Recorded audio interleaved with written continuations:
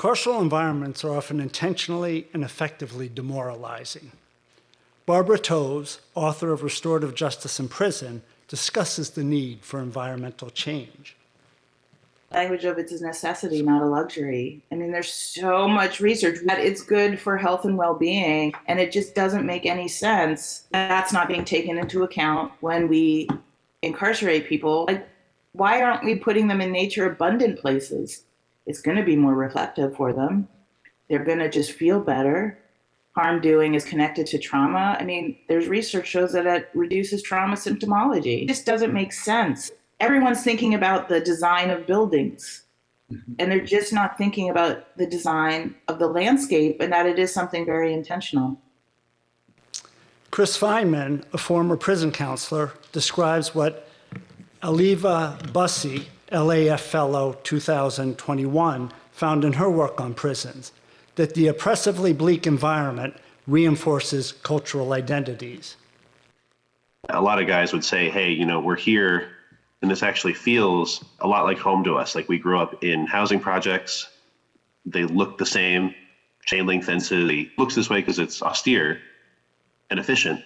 But that, of course, is still an aesthetic process, right? And has aesthetic significance. And I had somebody say to me outright, he said, hey, this looks like a place that I belong in. So the question is, can we change this?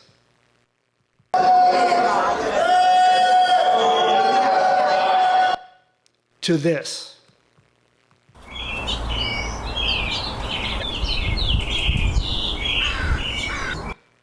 Evidence suggests that we can achieve better outcomes through carceral greening. Many feel improving carceral conditions is validating a racist, punitive, and unjust system. I agree that the system is broken, but until it is reconfigured, should we strive to create more humane environments? I believe that we should. The moral religious models we inherited suspend growth, realization, and transformation. Time, space, and identity are distorted. Incarcerated people are disconnected from natural rhythms, suspended in uncertainty about their future, and spatially and emotionally severed from their communities. The environment, impersonal and monotonous. In a therapeutic restorative model, intentionally designed spaces encourage relational repair, reconnection, and transformation, provide places for reflection and a rebuilding of family bonds and self-worth. The number of visitations to open prisons reflects a growing interest in this concept among U.S. correctional administrators. Open prisons are defined by cultivated and wild nature, trust, and assuming a responsibility, a stark contrast to the closed prison model. This fellowship has allowed me to visit prisons from Helsinki to Palermo, and Washington to California, and most of the incarcerated individuals and staff I interviewed perceived the garden to be a protagonist of hope and a transformational change agent. When asked, what does the garden mean to you, responses range from offering a sense of freedom, to supporting reflection, to this final respondent's quote, that illuminates a profound meaning inherent for many, one tied to nurturing and often associated with memories of care. Let me now introduce you to Arnold Trevino, a formerly incarcerated lifer currently with the Insight Gardening Program. I've had one guy say, man, I've had this other guy in my dorm for the last 11 months and we've never said a word to each other.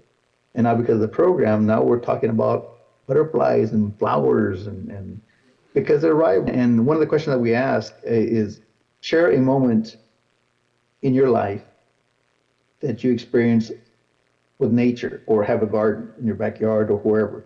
And everybody from different ethnicities to different races to different religions to different gang factions to different socioeconomic backgrounds, whatever. They were just, and they're all sharing, well, my uncle, my aunt, my mom, my dad, my grandma, almost everybody had a connection with nature. Incarcerated people have long histories of trauma. It's estimated that 70 to 80% of incarcerated women have been physically or sexually abused. Many men are victims of physical, sexual, and psychological abuse. Many have endured generational addiction, unstable home environments, and suffer from PTSD. Arnold describes the Insight Gardening Program's unique model. It's about outer and inner gardening, our program. It's built on 4 arcs. Each arc has its own theme, 12 weeks per arc, which total 48 weeks. Like in Arc 2 and Arc 3, those are the 2 biggest ones. Arc 2 is about outer gardening, so we do have the compost and the climate and the different native plants, and we talk about all that. And then on the Arc 3 is the inner gardening. So when we're talking about weeding and pruning your outer garden, we're also talking about weeding and pruning your inner garden. You're pruning and weeding your character defects and your shortcomings. You start to see how we're much like plants. If you're not nurtured and loved, then we wither away, just like a plant will wither away. If we're not fertilized correctly, then we too can fall short.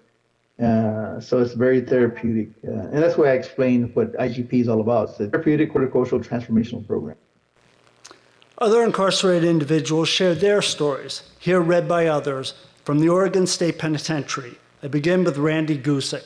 At the age of 18, I came to Oregon State Penitentiary. I've spent the next 33 years on death row. In 2020, I was released into general population.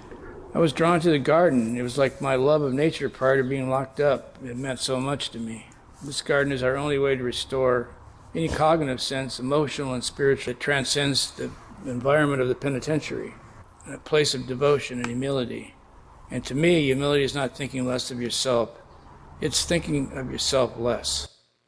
Johnny Coffer is currently serving 2 consecutive life sentences. As the first pine tree came off the truck, I hugged the tree and cried.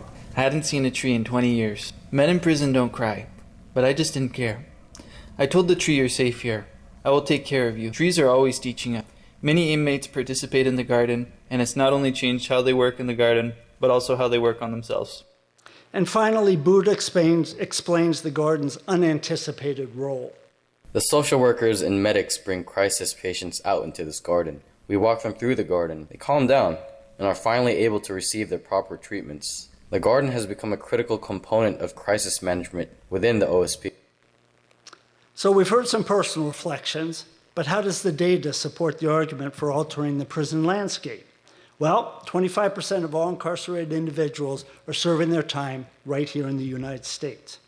U.S. rates of incarceration have increased 700% from 1974 to 2014. There's little evidence that increased incarceration actually diminishes crime rates, and the system is ineffective and certainly expensive. 50% of federally incarcerated individuals are serving their sentence for nonviolent drug-related offenses, and 50% of formerly incarcerated individuals return to prison within 3 years. Yet, eventually, 95% will be released. What happens to them on the inside affects what happens on the outside. Sentences are getting longer and inmates older. One interviewee explained to me the guards are particularly important for the elderly population who are limited in their physical activities. Evidence supports the positive impact of natural environments. They're shown to reduce stress, improve emotional regulation, and are ideal settings for trauma recovery. Research also suggests that specifically the prison gardens reduce risky behavior, lower levels of self-harm, improve family relationships and social connections, and reduce recidivism. How precious is nature? Here, death penalty lawyer Alex Kurzman offers an amazing story. I had another client who spent almost all of his life in jail, all of his adult life in jail, and a majority of his childhood in jail too. And he was sent to a prison where he actually had there was like a little slit in his prison cell where you could see the outside if you were in the hole. And he loved going to the hole because through that slit, he could see like these little baby chicks, this like nature scene going on. And he describes it as like one of the best moments in his life.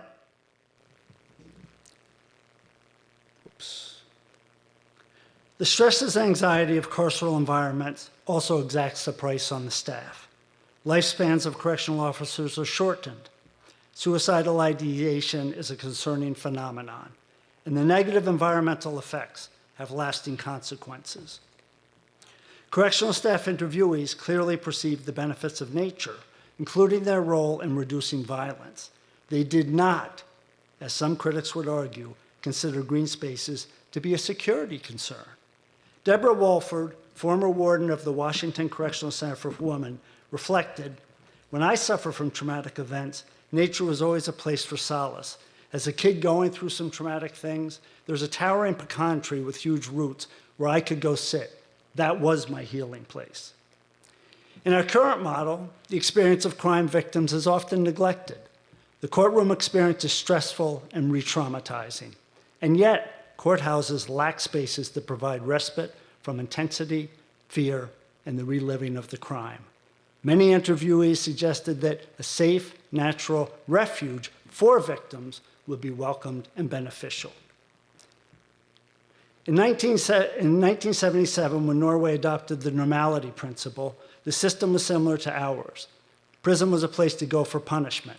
20 years later, the loss of freedom is the only punishment, and now the focus is on supportive rehabilitation.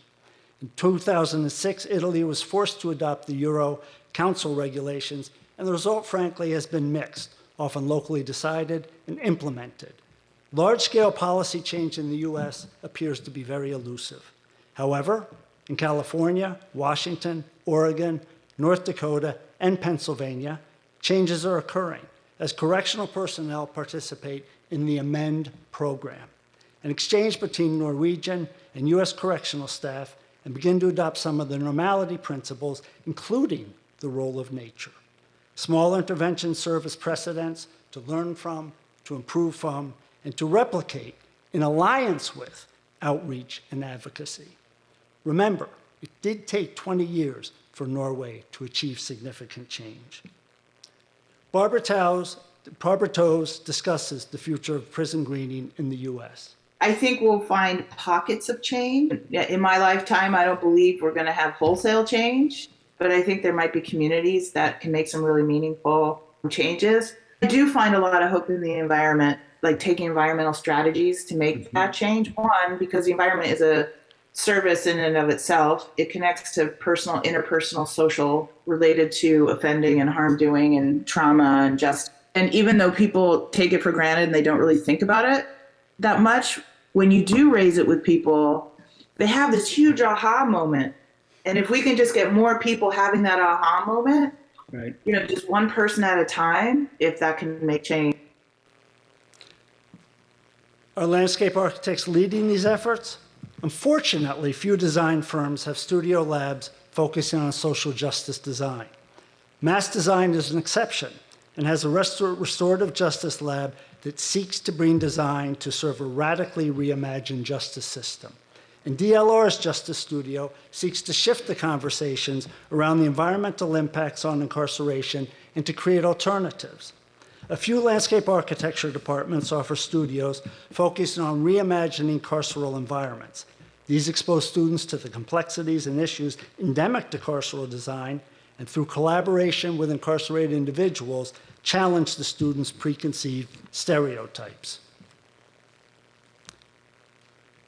Two US gardening nature-based programs were most frequently cited in my literature review. The Sustainable Prison Program is a science-based partnership between Evergreen State College and Washington Department of Corrections, and is located in 12 facilities where theories such as restoration ecology and skills are taught.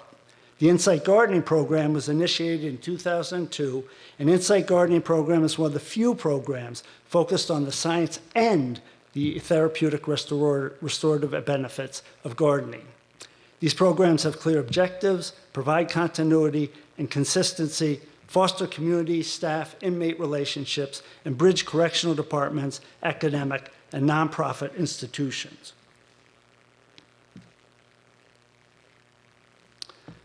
How can landscape architects engage and contribute?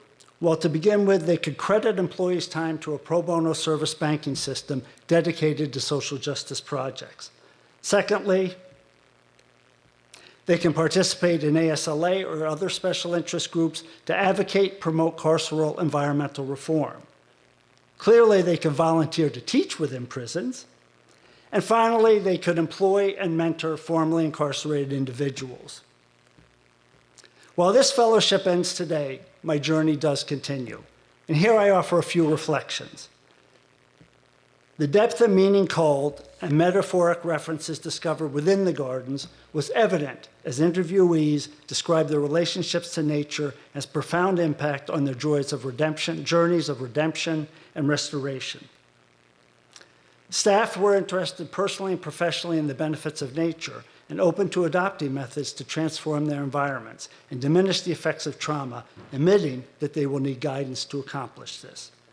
And finally, landscape architecture lives within circumscribed and inherited boundaries. Its practitioners and beneficiaries are predominantly upper middle class and white.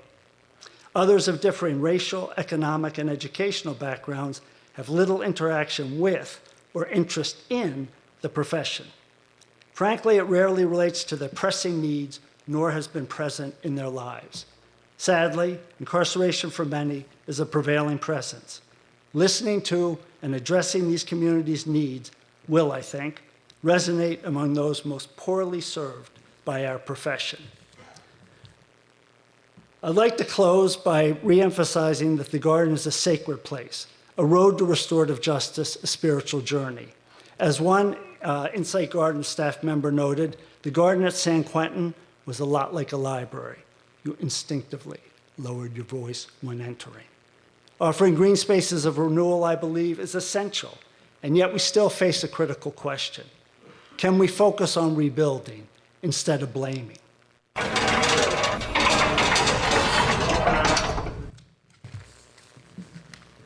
I'd like to invite Mr. Joe James up to the podium. Thank you.